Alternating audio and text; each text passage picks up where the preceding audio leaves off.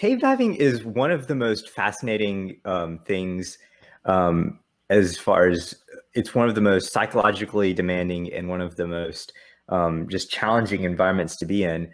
Mhm. I've personally never cave dived, but I've been caving Yeah. once or twice. And one of my experiences, I remember like just being left behind a little bit, and then just the thoughts of like, do I have enough, gear to, do I have enough food to survive? How long is the battery going to last? And then like when you call out, like the voice sometimes gets echoed. And so it's a very terrifying feeling. But I couldn't even imagine like being underwater, being not being able to communicate. Um, how do you navigate that environment when you can't really communicate to your teammates, Mhm. and then you're also in a very dangerous environment? Mhm. Well, we do run a reel into the underwater cave. So we have this spool of string that we lay out into the environment, and we carefully tie it off at junction points so that if we completely lost the visibility or lost our lights, then we could just put our hand around that guideline and follow it as a tactile reference all the way back to the open water environment where we'd be able to ascend. And when we train new cave divers, we do a lot of work teaching them to run lines well and follow them with their eyes closed. And so we practice, Hmm. because you have to be able to come out alone. And you also have to be able to find the guideline if you got, off of it somehow, which is possible too. So we teach a lot of techniques for how you can find that guideline in the blackness, with a blindfold on. And Hmm. yeah. So it's just practice, and it's really important to keep those skills current because you never know when you might need them. Hmm. And when you lay the guideline, is there like when you first have you been to caves where you had to be the first person to lay the guideline? Yeah, Um, that's the best. Yeah. because I would be thinking like Yeah. this is a completely unexplored cave. Hmm. You're laying a guideline. You don't know which way to go. You don't know what's right, Hmm. what's wrong. Hmm. Do you just kind of have to figure it out as you go along? Yeah. And I mean, that's really true for it's exploration. I mean, we're going someplace that nobody's ever gone before. And whether you're cave diving or whether you're just doing something new for yourself, like maybe even navigating the blackness of this COVID, pandemic, right?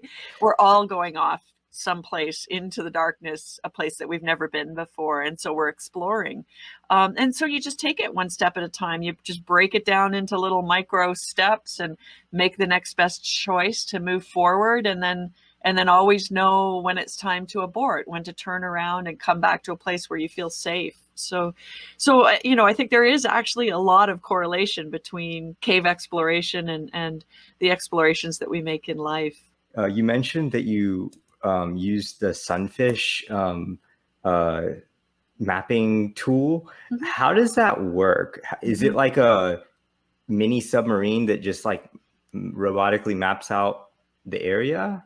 So the Sunfish Mapper is the child of Dr. Bill Stone, and that's the That. artificially intelligent Mhm. autonomous mapping device. And it's called Sunfish because it sort of looks like a sunfish. A sunfish swims on its flat on its side rather than sort of upright and vertical like you see most fish.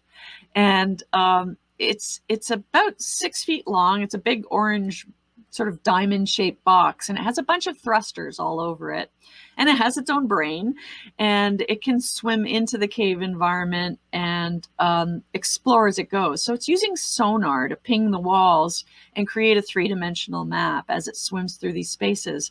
And when it reaches a point where it has to make a choice to go like in a left-hand tunnel or a right-hand tunnel, it'll look at both, and based on what it's learned from its other explorations, just like me, it'll make a choice. Like, I think this is the best way. And if it goes left and it runs into a dead end, it'll turn around and come out and go back to that point and take the right tunnel.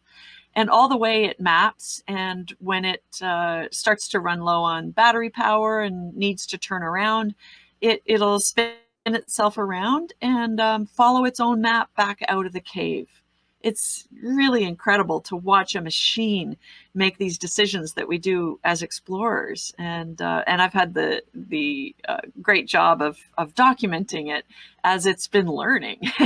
And Hmm. it's pretty amazing to see. And do you think that the Sunfish robot, or any robot in the future, you can send these robots to places where normal cave divers can't go? For example, either really tight spaces or really deep spaces, Mhm. um, and that just gives you more information as in the cave diving community about where Mhm. what that environment is like, and it helps you map that out. Yeah, so I mean, with every passing day, this technology gets better and better, and it will have the ability to go to, the deepest ocean environments that I couldn't go to, and it doesn't have to worry about, running out of gas. Um, so not only can it go to the deepest places, but it can go to places where the visibility is poor because it's using sonar, so it doesn't need to see like I do. So it can go into dark water, contaminated water, or it can go to Jupiter's moon Europa and map Hmm. beneath the frozen surface and bring back all that information and more just by adding different probes and collection devices and things like that. So yeah, I mean the possibilities are endless. There'll still always be space for human exploration because there's nothing like putting the hearts and mind of a human brain underwater, interpreting what it sees. I mean, this is a very mechanical, pragmatic Yeah. mapping device. But I think Hmm. there'll always be a space for me to go and create art and bring out pictures that compel people to want to protect these environments.